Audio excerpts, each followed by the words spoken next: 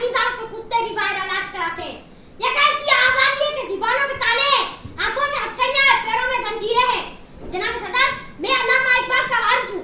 आज मैं भी